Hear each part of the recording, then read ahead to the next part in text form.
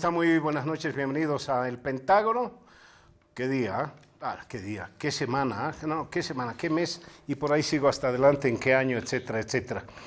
Bien, pero vamos a lamentarnos luego de presentar a toda la gente que está con nosotros.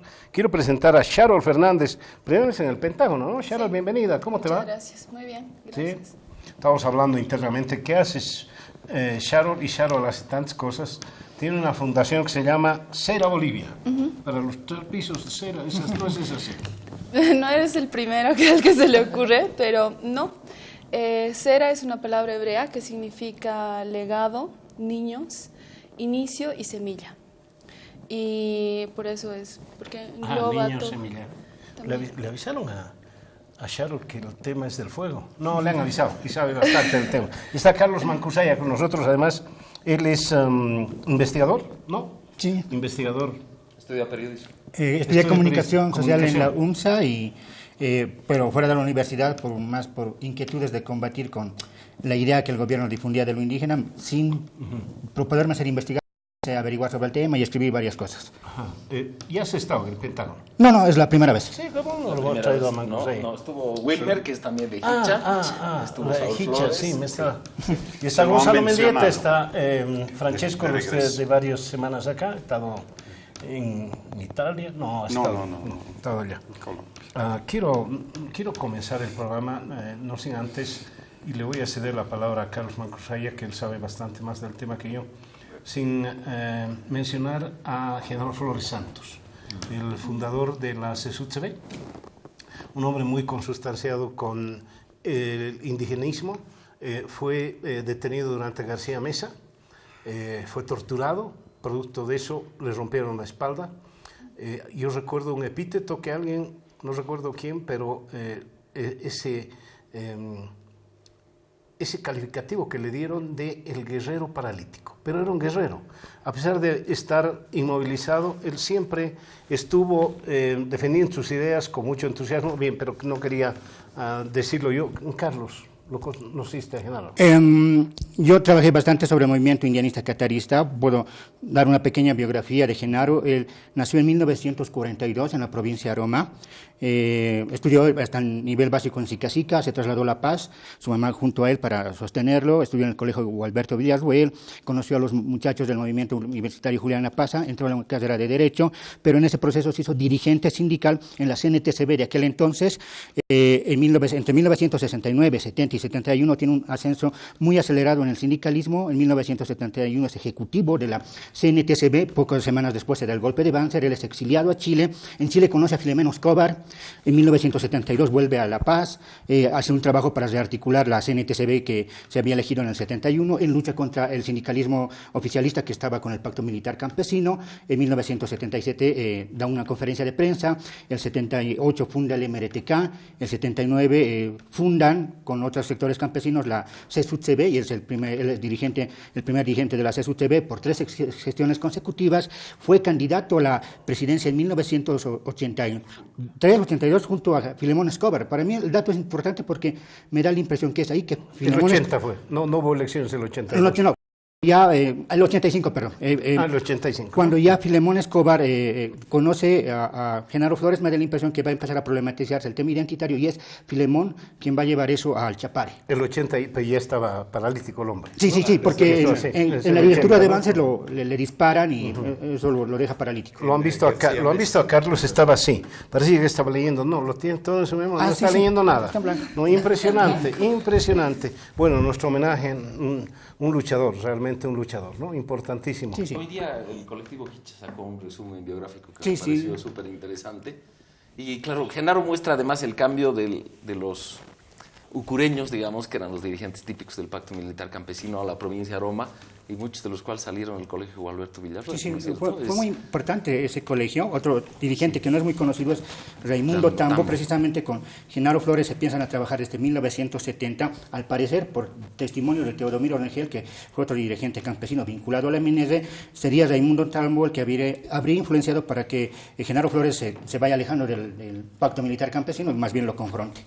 Dime una cosa, yo no lo recuerdo, pero si ustedes lo hacen por ahí, ¿tenía una posición Genaro Flores sobre Evo Morales? Yo no lo recuerdo, la verdad. Sí, alguna vez escuché, le hicieron un homenaje hace un par de años en la UPA, le hicieron un homenaje y yo recuerdo que sí tenía una posición crítica, no recuerdo bien exactamente, pero lo que es llamativo, por ejemplo, es que el libro más importante sobre el catarismo, fue el principal líder catarista, se publicó en el 86, la tesis doctoral de Javier Hurtado, y el proyecto de bicentenario, las obras del bicentenario de la vicepresidencia, publicaron el libro hace un par de años. Lo curioso es que en la presentación del libro no estaba ninguno de los cataristas de los que trata el libro, lo que muestra que realmente nunca hubo una relación, digamos, de cercanía con el sector catarista. Bien, lo que vamos a hacer es hablar de lo que ha puesto fierro y fuego don Francesco Zarati. Ha sido un día difícil para La Paz, vamos a hablar un pedacito del tema también por todo lo que es el problema con los Puma Katari y los choferes tan abusivos, pero qué abusivos son los tipos. Pero sobre todo nos hemos convocado para hablar de lo que está ocurriendo en toda la Chiquitanía, en gran parte de Santa Cruz. El Beni me han llegado algunas fotos, a estas alturas llegan fotos de fuego y dicen es en tal lugar, pero es más que preocupante, más que preocupante.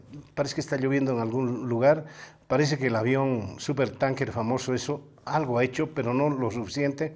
Hay mucho desasosiego, es lo que he visto, entre la gente que está combatiendo esto, y se ha vuelto también político, se ha vuelto político. El presidente siempre lo hace. A ver, Francesco, ¿tú cómo has visto el asunto? Yo veo que hay un episodio con muchos componentes. Digamos, el componente principal, obviamente el hecho, es los incendios que se han desatado desde hace más de un mes. Y aparentemente las primeras semanas, cuando había que intervenir fuertemente para que no se propagaran, ha habido bastante desidias para hacerlo. Junto con el tema de los incendios han surgido otros temas que son colaterales y que en un cierto sentido interactúan, pero a veces se confunden entre sí. El tema del cambio climático, por ejemplo, ¿no? La atribución de los incendios al cambio climático en general, como que si el cambio climático hubiese incendiado, qué sé yo, nuestros bosques. El otro aspecto es la política de dotación de tierras, ¿verdad? Se ha llamado a colación un decreto, el decreto 3973, ¿no? Que permite hacer en propiedades comunitarias, cosa que antes no estaba permitido. Me parece que aquí hay una diferencia fundamental. Antes solo en propiedades privadas, donde hay un responsable o donde hay, digamos así, una capacidad mayor de control, ¿no? del chaqueo. Bueno, esa política de tierra, de deforestación y todo, es lo que también ha venido. Hay el tema también político, ¿verdad? El político es la incongruencia, para decirlo de la manera más elegante, entre un discurso y los hechos. Hay un discurso que para el mundo. Yo estuve hace poco en Colombia y algunos me preguntaban, pero Evo es un defensor de la maternidad, ya deberían venir a Bolivia. Una cosa son el discurso, la retórica, de esto maestro Evo realmente, ¿no? Además le ayuda, ¿no? Su apariencia. Pero la realidad, los hechos son diferentes. No solo en cuanto a normas, sino en cuanto a actitud, mentalidad, cómo considera él la relación del productor, del campesino con la tierra. Y esto creo es una herencia del Chapare. En el Chapare ha debido ser bosque tropical en algún momento. Ahora se ha vuelto cocales, ¿no? Hectáreas, miles de hectáreas de cocales. Entonces, hay todos estos elementos que confluyen, donde cada uno va picoteando lo que más le interesa. Por ejemplo, los que atribuyen al decreto la responsabilidad mayor por estos incendios, es decir, dotan tierras, le dan el permiso para quemar en un medio ambiente, en un entorno que no controlan, no saben, no conocen el tema de los vientos, no conocen que son bosques secos y que pueden volverse incendios incontrolables. Bueno, entonces de ahí viene el tema de la responsabilidad. Ya están circulando para peticiones ante las Cortes Internacionales para un juicio de responsabilidad contra Evo Morales. En general, digamos, hay en el trasfondo una política de tierra, de cómo utilizar la tierra, pero hay también otra serie de elementos que hacen a conceptos científicos como el cambio climático, a conceptos geopolíticos como la intervención. Esta resistencia a pedir ayuda internacional tiene que ver con algo que asimila Quintana a Bolsonaro. Quintana hoy se ha revelado como un Bolsonaro Kid, ¿no? Realmente admirador, porque dice los incendios los han provocado, los han reavivado por lo menos las ONGs para pedir la intervención internacional. La oposición, dijo Quintana. La oposición, ¿no? Habló, sí, de la oposición en general, pero siempre se refieren a la oposición que está allá, que son básicamente las ONGs. Y eso me interesaría que pudiéramos profundizar. Es decir, el tema del particularismo, de la soberanía de nuestros bosques, de nuestros recursos naturales, y al mismo tiempo el universalismo que implica un discurso ecológico, un discurso de preservación de la madre tierra. Porque la Pachamama no es solo boliviana, la Pachamama es todo el planeta. Entonces, ¿cómo combinamos estos dos elementos? Un elemento de soberanía donde somos dueños de nuestros bosques, hacemos las políticas que sean más convenientes a nuestro desarrollo, por un lado. Pero por el otro lado tenemos una responsabilidad en el seno de la comunidad internacional, universal, llamámosla así, de preservar lo que es una riqueza del planeta al mismo tiempo que es nuestra. Bien, Carlos, dame 20 segundos más para hacer un pequeño paréntesis, no al aire, sino soy periodista, vivo de lo inmediato. Acaba de difundirse una encuesta, hoy, Ipsos, en las 10 ciudades, en 9 capitales y el Alto. Les digo el resultado: 31% Evo Morales, 28% Carlos Mesa, 13% Bolivia dice no. Es decir, Ortiz. Solo capitales, por si acaso. Ipsos.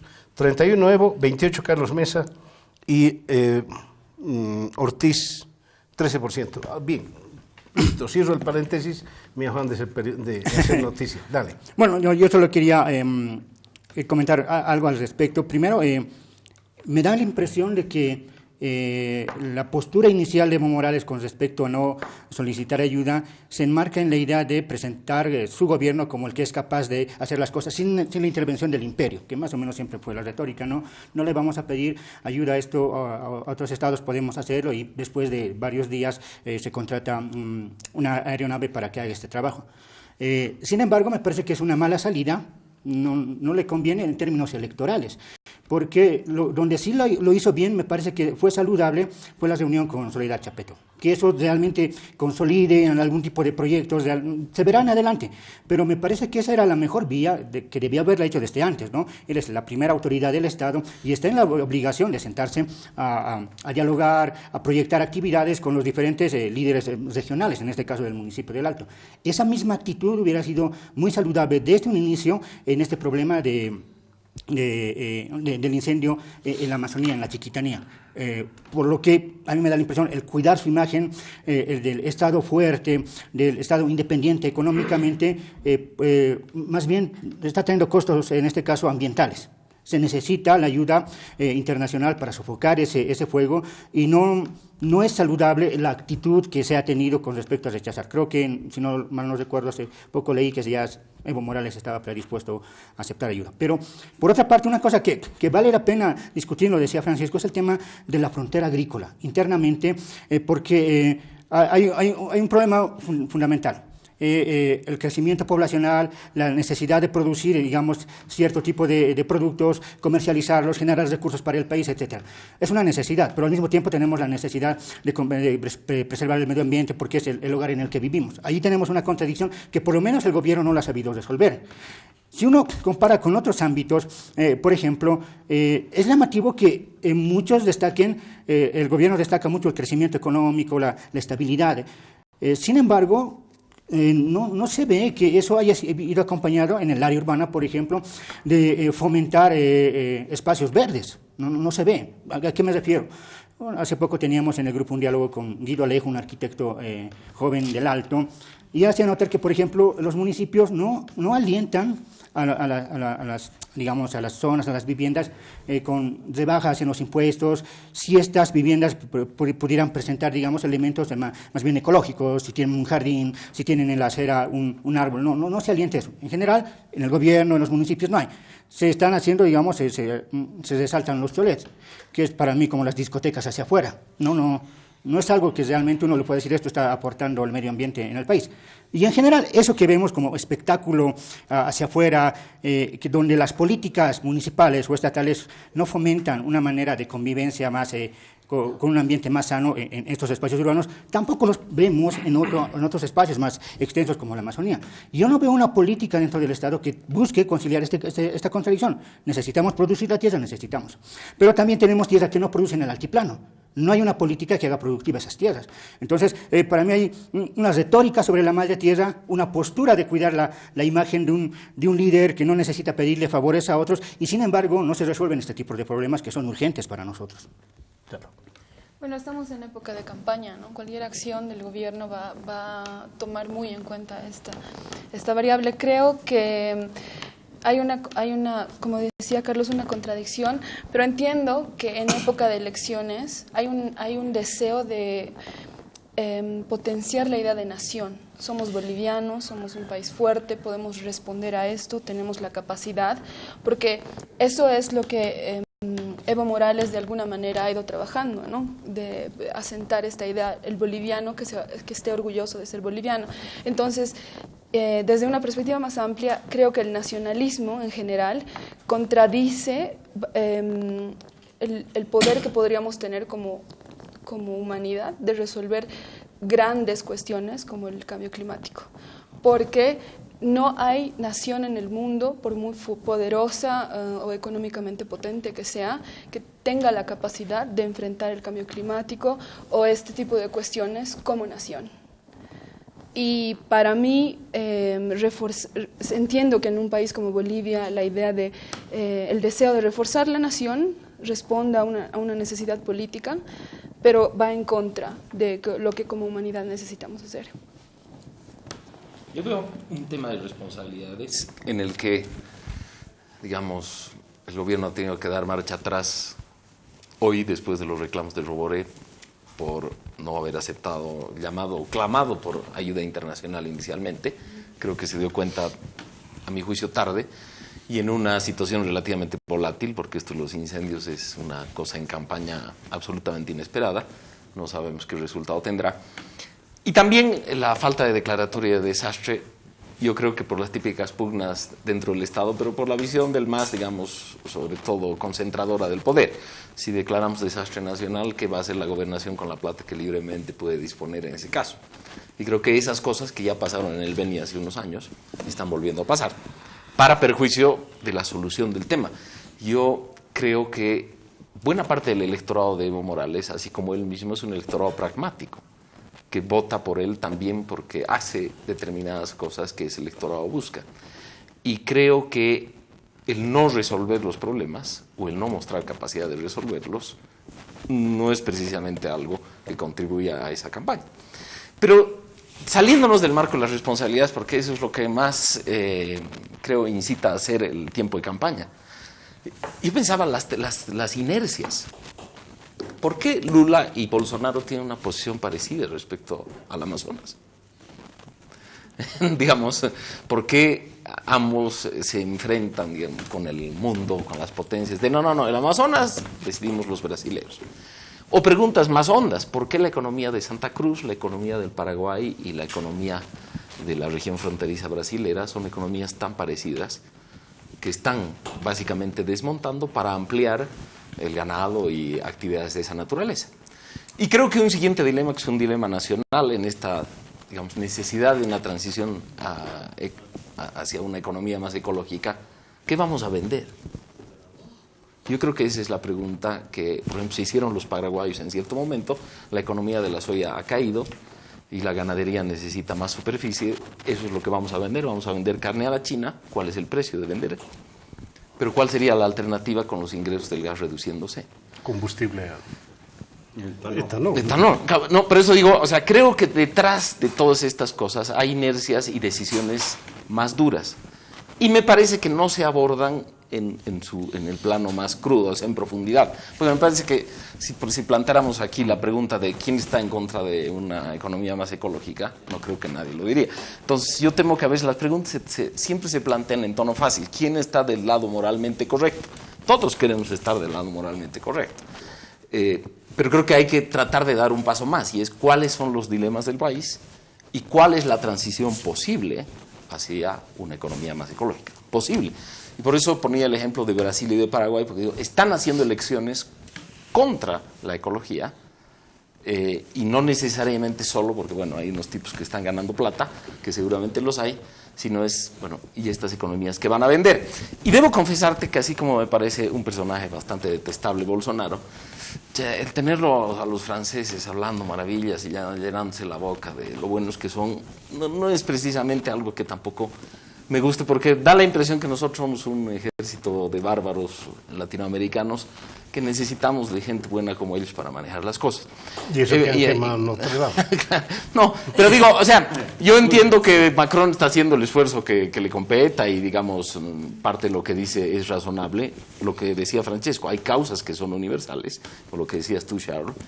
Pero a ratos esa división de labores entre estos que queman y estos que son nobles y no queman, me parece un poco detestable, porque creo que la cuestión es bastante más compleja, y tratar de abordar esa complejidad nos saca del reposo en la posición moral noble, digamos, y donde todos quisiéramos descansar y es más cómodo estar.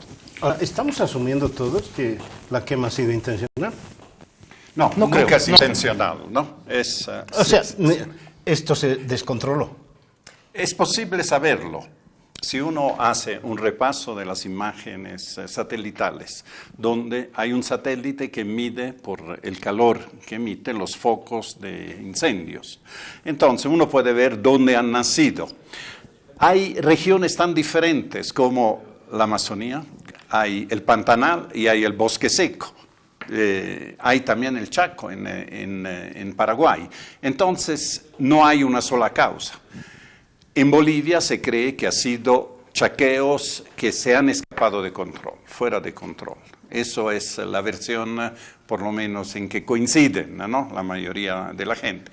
Que estos chaqueos hayan sido favorecidos porque el bosque chiquitano es seco, porque había mucha cobertura vegetal de varios meses que se ha activado rápidamente, que los vientos, que son también consecuencia de la deforestación. Si tú vas a Santa Cruz, no hay días sin viento ya, y no era así antes. Antes tenían estas barreras naturales, ahora no la tienen. Hay problemas relacionados con la humedad, bueno, sería muy largo decir eso. Pero en la Amazonía, que es húmeda, los motivos, el origen de los incendios ha debido ser otro. Y en el Pantanal, que también es húmedo, ha debido ser otro. Entonces, caso por caso, hay que ver las causas y hay que ver las responsabilidades. Lo que se mezcla, lo que trataba de decir al comienzo, es diferentes temas, ¿sí?, que están vinculados entre sí, pero que no hacen directamente a los incendios. Por ejemplo, el cambio climático no va directamente a los incendios, va a un incremento de temperaturas en ciertas regiones, a menos lluvias. Porque la gente está muy contenta de las lluvias que ha habido? Son lluvias excepcionales. En este periodo, en agosto, no hay lluvias ahí en la región. Entonces, el cambio, ¿no?, de clima hace que ciertas cosas que uno esperaría cuando siembra, cuando hace, ya no sucede. Pero déjame hacer un pie de página. ¿Te puedo dejar de hacer es un que pie si de no página? me permites hablar, estamos... Es complicado. Tienes que agarrar invitados ustedes, pero yo tengo que ir a un corte. Luego los mensajes vamos a permitirle a Gonzalo Mendieta, el Consiglieri, hablar. En instantes vuelve la programación de TVU.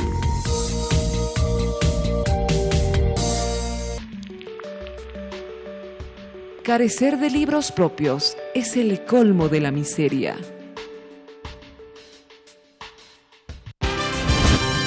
Sexualidad es cultura. Sexualidad es familia. Sexualidad es diversidad. Sexualidad es libertad. Porque todos somos comunidad sexual. Comunidad sexual. Me lo ha matado a mi hija. En Bolivia, cada día se denuncian 110 casos de violencia intrafamiliar. Cada 15 minutos, una mujer es víctima de violencia. Era mi hermana. En Bolivia, cada 3 días se comete un feminicidio. Mi hija ha denunciado, su concubino me la ha pegado a mi hija, por eso ha muerto. Está en nuestras manos. Hazlo. Vive con respeto. Es un mensaje de la Defensoría del Pueblo.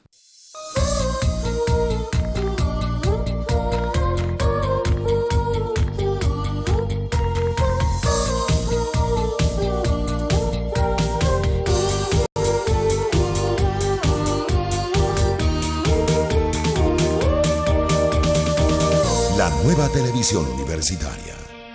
¿Quieres ahorrar un mes de tu servicio de TV HD? Con Access puedes. Paga 6 meses adelantados y obtén 7 de servicio. Solo con nuestros nuevos planes permanentes, 6+1 de TV HD. Paga 6 meses de tu plan de TV HD y el séptimo no lo pagas. Paga 6 meses y el séptimo no, y así para siempre. Access es top en HD, con 74 señales en la más alta definición. ¡Suscríbete ya! Access, otro level. Es realizada por la ATT. Continúa con la programación de TVU.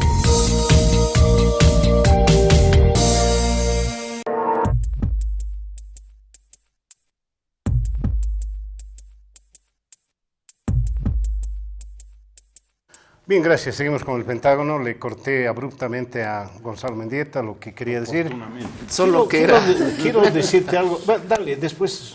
No, lo que decía es, una cosa que yo veo ausente es una investigación o información periodística sobre autores del responsabilidad. Entonces, porque seguimos trabajando, me da la impresión. Pero los medios han visto que han publicado los decretos de... No, es que eso es silogismo, ¿no? Eso es como el silogismo de el rey está preso en Francia y por lo tanto la soberanía ha retornado al pueblo y ahora el pueblo puede decidir. O sea, estamos en la Junta Tuitiva. Está bien, pero no pretenderás que estemos con cámaras esperando que alguien prenda fuego. No, o sea, no, lo que digo es, primero, de eso se tratará la investigación periodística, digamos, ¿no? De tratar de detectar dónde se puede haber originado el fuego. O sea, no creo que vais a encontrar a una persona con... En Brasil no han hecho eso. Entonces, a ratos razonamos sobre la base de silogismos en una cuestión. Yo he escuchado versiones de los dos lados. O sea, la versión del decreto y de que el gobierno está permitiendo más desmonte, eso no se necesitaba el incendio, sabíamos. ¿No ve? Bueno. Ahora, la otra cuestión es que se escucha en el Oriente es, no, a ver, aquí los que hacen ganadería, los que hacen eso, desmontan, pero lo han hecho habitualmente por años y lo saben hacer, con las mismas consecuencias, digamos, para el medio ambiente del desmonte, pero sin los incendios.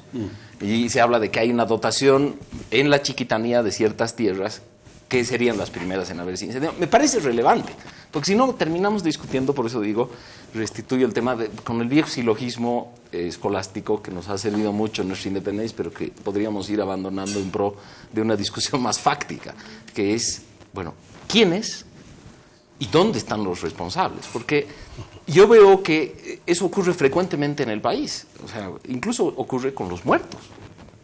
O sea, en este país los muertos del Alto de hace unos años no tienen responsable.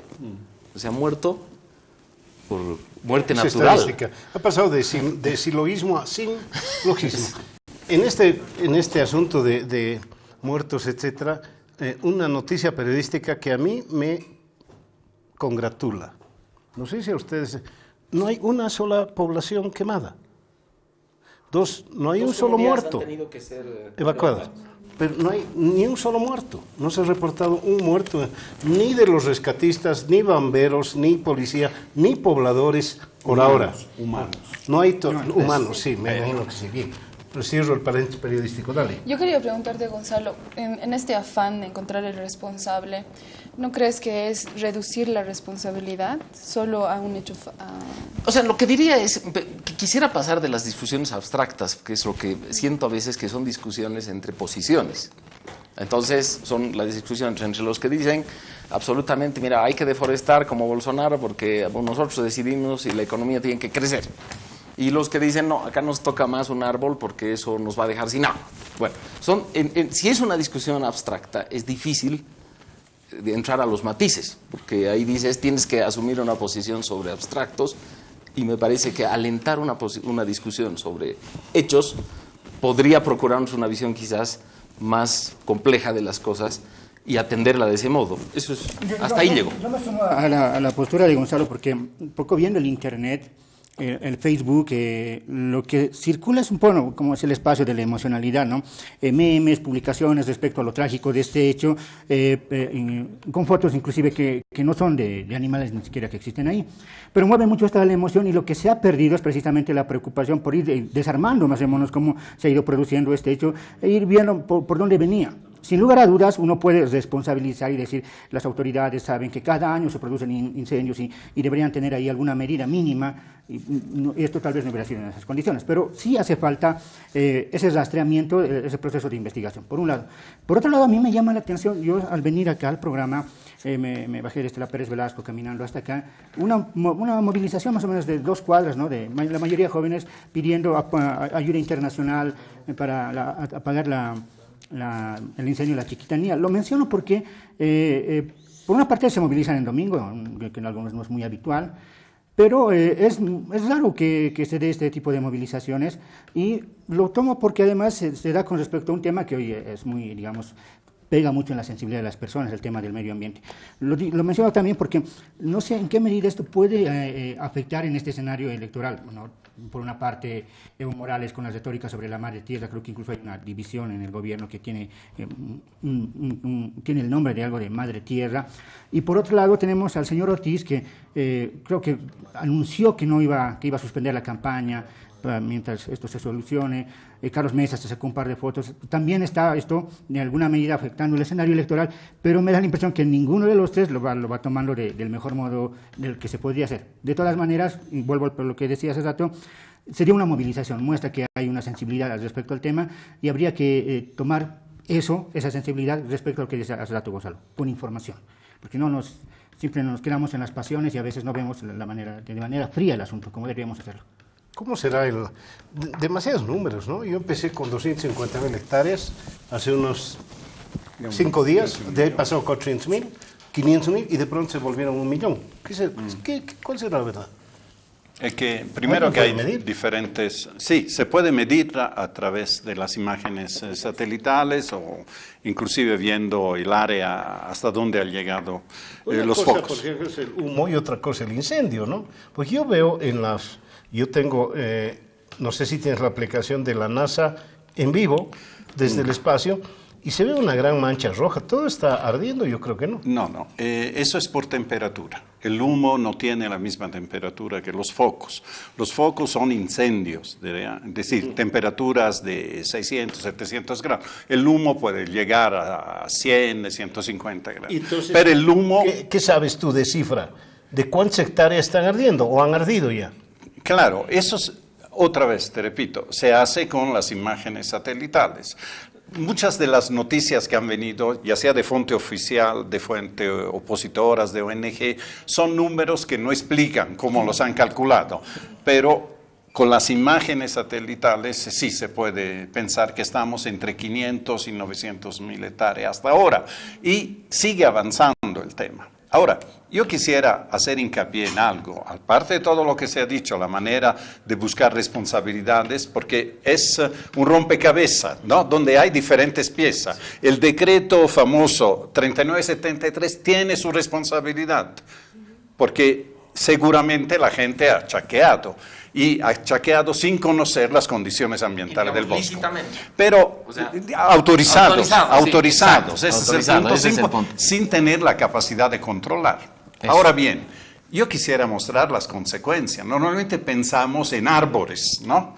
había una foto, parecía un montaje, donde se veía un grupo de monos, ¿no? Que está allá, dice, no eran solo árboles, era hogar, eso era un hogar para muchos animales. Aparte de los animales, vacas inclusive de haciendas ganaderas, San Rafael es una hacienda ganadera. Cultivos. Cultivos que se han ido, flora, fauna. En la Amazonía hay también el problema de humanos, de tribus no conectadas que son rodeadas por el fuego, no sabemos cómo se puede salvar.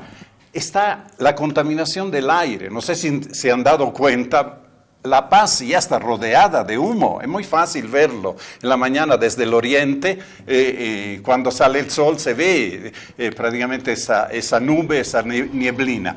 Y las consecuencias que tiene hasta sobre los glaciares, ese es un tema que en nuestro laboratorio de física de la atmósfera, desde un comienzo, desde hace 15, 20 años, está estudiando, mostrando que los chaqueos que se hacen en Paraguay afectan los glaciares de nuestra cordillera por el movimiento de los vientos. ¿Y por qué afectan?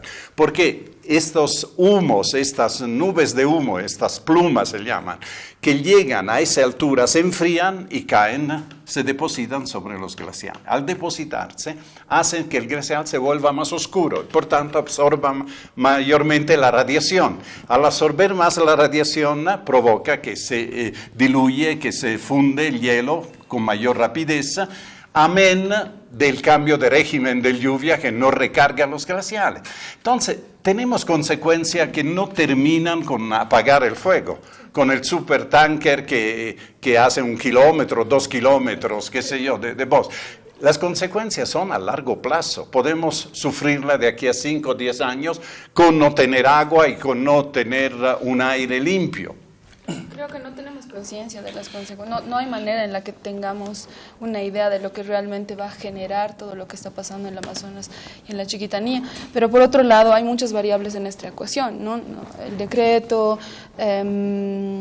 varios actores, no sé, el capitalismo, claro, la soya, el consumo de carne, etcétera. Lo que yo creo que lo que no se habla, para mí, es muy fácil señalar con el dedo y decir, maldecir, ¿no? El presidente, el gobernador, todos estos responsables, y lo que no hacemos, la incapacidad que tenemos como seres humanos de ver nuestra cuota de responsabilidad. No creo que nadie vaya a decir voluntariamente, yo tengo una participación en esto, cuando como humanidad lo hacemos. Y creo que al final, si vemos nuestras prácticas de vida diarias, nuestras prácticas de vida, nuestras rutinas, nuestros hábitos, desde las pequeñas a las más grandes cosas, no estamos viviendo una vida consciente. No podemos poner miles de posts en Twitter, en Facebook, y creemos que estamos cambiando el mundo, pero no tomamos acciones reales. Y creo que hay una nueva generación que se inquieta por hacer esas cosas, pero que realmente piensa que está cambiando el mundo por un post en Facebook. Yo vería otro aspecto. Siendo optimistas, esperemos que lo de la Amazonía se vaya a resolver del mejor modo posible. Tenemos el antecedente, en La Paz hemos tenido el problema de la basura, ¿no? Cuando el relleno se deslizó y tuvimos todo ese problema. Vivimos en La Paz el tema de la basura, lo teníamos prácticamente en la cuadra de la casa. Sin embargo, fue un momento de efervescencia, de salir cierta conciencia respecto a la basura.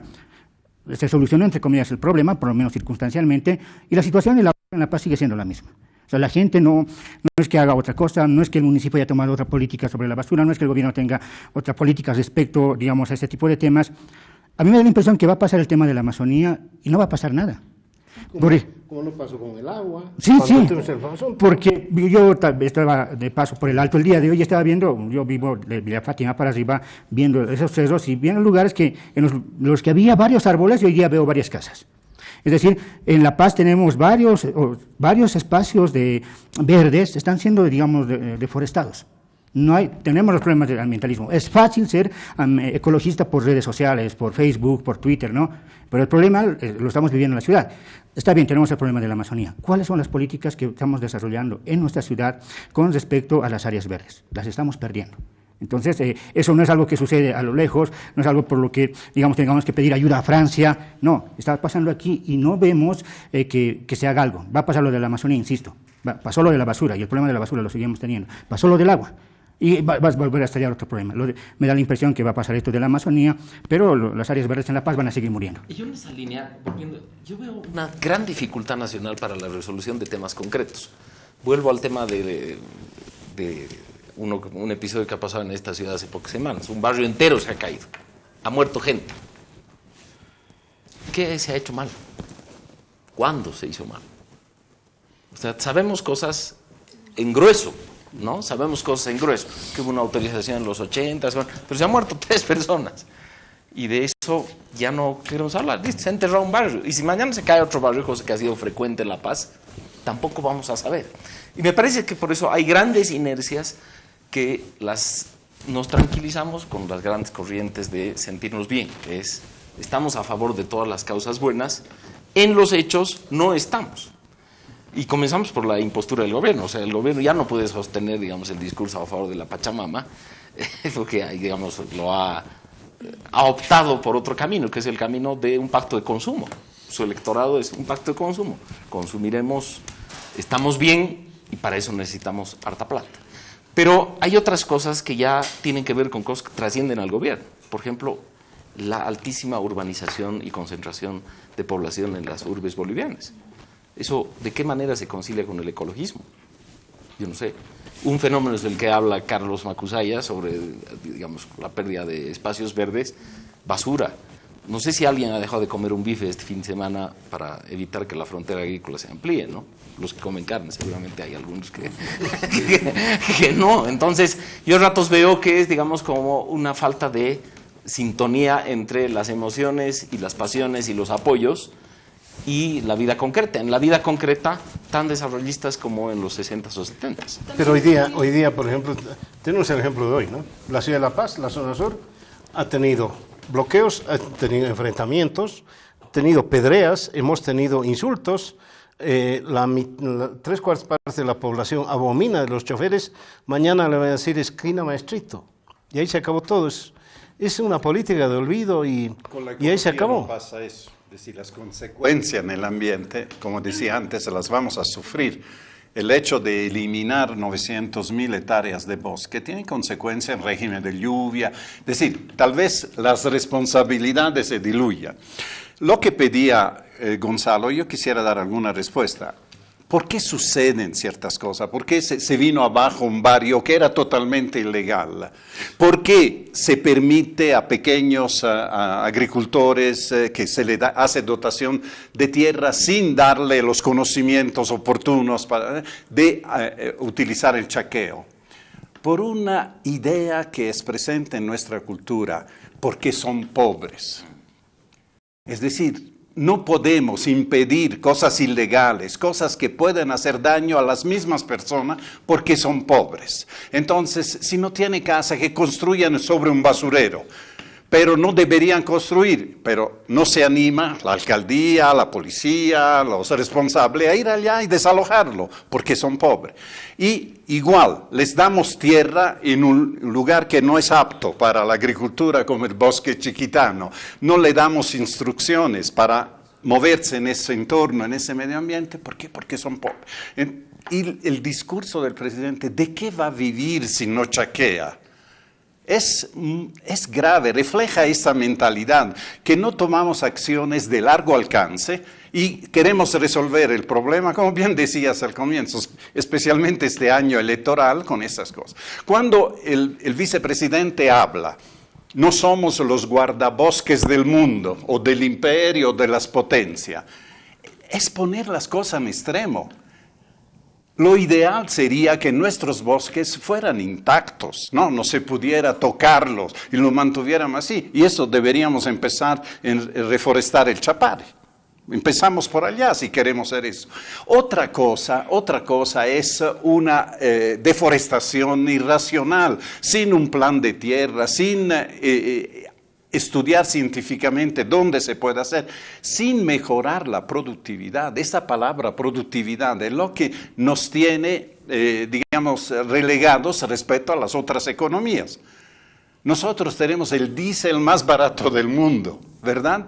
Frente a Paraguay y frente a Brasil. Y sin embargo, nuestros productos son más caros por el transporte y por la productividad que los otros. Entonces, hay otras variables que hay que pensar, no simplemente ampliar la frontera. Sin ser guardabosque, se puede, en algunos lugares, evidentemente, aumentar la frontera agrícola o reconvertir ciertos cultivos, pero si no se mejora la productividad, estamos exactamente en lo mismo. Preferimos talar, ir adelante, después se queda atrás un desierto. A ver, si podemos aterrizar en un elemento que a mí me llama la atención. Carlos ya lo mencionó, ha hablado de los 3 candidatos. Don Gonzalo también ha hablado de que Evo no tendría más o menos la culpa porque sería llevar a un sinlogismo, yo le digo, él habla de sinlogismo, es decir, es culpa del decreto. ¿Pero va a haber un costo político? ¿Ustedes creen que va a haber un costo político por esto? Antes de responder eso, cuando tú hablabas de no hay una relación, no hay coherencia entre que somos ambientalistas en redes y luego no actuamos en conformidad, creo que hay un proceso, porque para que haya una transformación tiene que haber 2 vías, educación y regulación, ¿no? Y en un Estado fuerte, idealmente, esa regulación sería efectiva. Pero incluso cuando se da la información, cuando tú, como receptor de esa información, entiendes que es para tu beneficio, el beneficio de tu comunidad, el beneficio del mundo, incluso cuando has entendido que estos beneficios no necesariamente se traduce en una actitud y menos en un hábito de vida. Entonces creo que hay un proceso que bueno, está bien, no hay coherencia, pero hay un proceso y que necesita... Sí, yo coincido contigo que puede haber, digamos, una corriente cultural como ha ocurrido con dejar de fumar, ¿no? O sea que, digamos, llega un momento que la idea se vuelve tan de sentido común que evidentemente provoca un cambio realmente en la sociedad. Y yo no descarto que, digamos, abogar por un cambio cultural, digamos, sea inocuo. Me rebelo contra detenerse solamente en hablar de los postulados. Sí, entonces, porque ahí sí, digamos, ahí evitamos las preguntas más complicadas. ¿Qué quiere la mayoría del país? Y también evitamos otras preguntas. Buena parte de los que critican a Evo Morales hoy día estaban muy entusiastas a los primeros años de gobierno y creían que era la opción ecológica del mundo. Entonces uno no entiende, ¿no? Entonces pasan del entusiasmo más febril a la detracción más extrema. Entonces uno dice, no sé, o sea, quisiera por lo menos tratar de pensar las cosas, intentar inducir, creo que es una tarea que individualmente uno no puede atribuirse, pero inducir a que nos hagamos las preguntas, las más difíciles. Porque las fáciles, ahí el decreto ya está, listo, ya es responsable, ¿por qué no? Apagamos el programa, podíamos comenzar y terminar con eso. Entonces dices, son las preguntas fáciles y yo creo que el intento es, a ver, trascenderemos las preguntas fáciles. Ok, es pregunta fácil, si va a haber un costo político acá. Yo creo que... Sí, habría que ver el electorado, más o menos a tratar de segmentarlo, porque, por ejemplo, la movilización que hacía énfasis hoy, se movilizó por el Prado y bajó por la 6 de agosto, yo no lo viste, digamos, por la Pérez, ¿no? Entonces, puedes diferenciar en qué sectores poblacionales puede llegar más este discurso, donde pega más, universitarios, gente, digamos, más profesionalizada, tiene mayor sensibilidad en este aspecto. Pero ese no es el electorado fuerte del MAS. Entonces, yo no creo que directamente esto le vaya a afectar al gobierno. Su electorado más fuerte, más bien está ansioso por tener tierras, por modernización, y no creo que esto le vaya a gastar. Sin embargo, tal vez podría ser virtud de la oposición tratar de capitalizar esto. De este punto de vista, Ortiz ha sido muy tibio respecto al tema. A Carlos Mesa yo no lo veo hablar como candidato presidencial. Creo que no se sale de su aura de intelectual de élite. Y entonces, creo que si por una parte el tema sí es álgido, afecta a un sector de la población, no veo que a Evo lo afecte y no veo que en la oposición haya habilidad para hacer de esto, digamos, algo parte de su discurso. A mí me parece que entre esas preguntas, por ejemplo, cuando dice, ¿cómo van a vivir si chaquean? ¿A qué electorado le está hablando? Yo no creo que sea una declaración inocente, creo que sea una declaración política que tiene un objetivo de llegar a un cierto electorado. Y una pregunta es, bueno, el electorado que quiere modernización o las nuevas clases medias que quieren conservar su estatus de clase media y consumir, están, digamos, impregnadas del espíritu ecologista, o simplemente, digamos, lo aceptan, pero en realidad su interés es otro. Entonces, creo que hay dilemas más de fondo sobre esos electorados. Coincido, me parece que el ecologismo sobre todo pega en un electorado urbano, quizás joven, profesional y cosmopolita, que es, digamos, el que más permeable ese discurso. Pero si estamos hablando en términos de costo político, hoy día podrías verlo claramente. Yo creo que el gobierno no ha tomado, por ejemplo, una medida más dura contra los choferes, porque son más su base electoral y le importa un pepino la base electoral ajena. Duro como suena. Sí, pero más allá de las elecciones, hay cosas que son de interés nacional que en este momento ya deberíamos pensar. Por ejemplo, ese decreto, por los resultados que ha dado, sean o sean el único o el principal responsable, pero sí es parte del problema, ese famoso decreto 3973 tiene que ser derogado. Y si se apoya una ley del 2001 de Banzer con la antigua Constitución, no con la Constitución defensora de la Madre Tierra, a mayor razón hay que derogarla. Pensarlo. Número 2, tú dices que no hay alguna... Yo he escuchado de Carlos Mesa hoy justamente una medida que tomaría prohibir los chaqueos provocados, es decir, las autorizaciones de chaqueos, que están ligados, quién sabe, a eso, pero también a ciertas costumbres ancestrales. Pero hay un problema más importante todavía. ¿Cómo reclasificamos, cómo clasificamos la tierra que queda después de los incendios? Después de haber arrasado 900.000 hectáreas, le vamos a dar un uso ganadero, le vamos a dar un uso productivo, le vamos a dar reforestación. Es decir, estas son decisiones nacionales. Creo que trascenden las elecciones porque son medidas que tienen que tomarse a futuro. No hay que olvidarse una cosa, me estaba acordando ahora, que si bien Bolivia contribuye con 0,1%, le gusta al vicepresidente recordar, ¿no?, que nosotros ponemos 0,1% a la atmósfera de CO2 en el mundo. Claro, somos 11 millones frente a 7.000 millones, pero somos entre los 10 países que más deforestan. Entonces, tu pregunta es, entre deforestar y no deforestar, bueno, hay también posiciones intermedias. Entre deforestar 350.000 hectáreas por año y deforestar 10.000 hectáreas por año para... Con reforestación o con cultura agrícola adecuada al medio ambiente, hay una gran diferencia. Tengo 2 minutos, te regalo uno y te regalo otro, dale. Bueno, yo diría que el problema que estamos viviendo, coincido con Francesco, no va a ir más allá de lo electoral. Sin embargo, debería precisamente por eso plantearse algo a largo plazo, y eso podría hacerse en una discusión en los partidos. Lamentablemente me da la impresión que son respuestas a la coyuntura y necesitamos más allá de respuestas a la coyuntura. Yo quiero apelar a la constancia, es lo más difícil de tener, sobre todo porque, como decías, tenemos una mentalidad inmediatista, siempre resolvemos lo que está quemándose. Y quisiera que nuestra generación y todas las personas que se ven tan afectadas que nos sentimos tan afectadas por lo que está pasando en el Amazonas, en la Chiquitanía, no perdamos en el tiempo estos objetivos y exijamos responsabilidad de donde tenga que venir y rendición de cuentas y programas de prevención, medidas de prevención, cosas concretas, pero que sean constantes, ¿no? Nosotros seamos constantes también. Todos nosotros, bueno, pero... El tema es que con Francesco más o menos somos de la misma generación y soñábamos con eso en los 70. En los 70 con el Mayo francés y después de la guerra del Vietnam y el movimiento hippie y todas cosas y el Che en Bolivia, soñábamos también en cambiar y creo que lo hemos hecho peor, ¿o no? Hemos dado las ideas.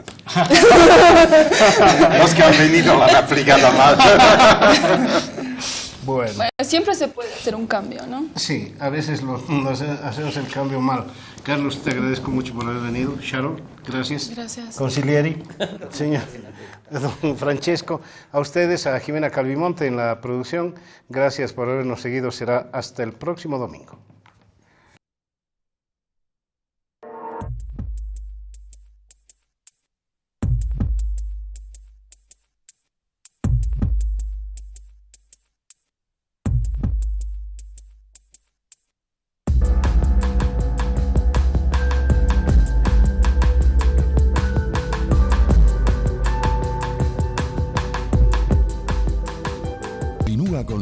programación de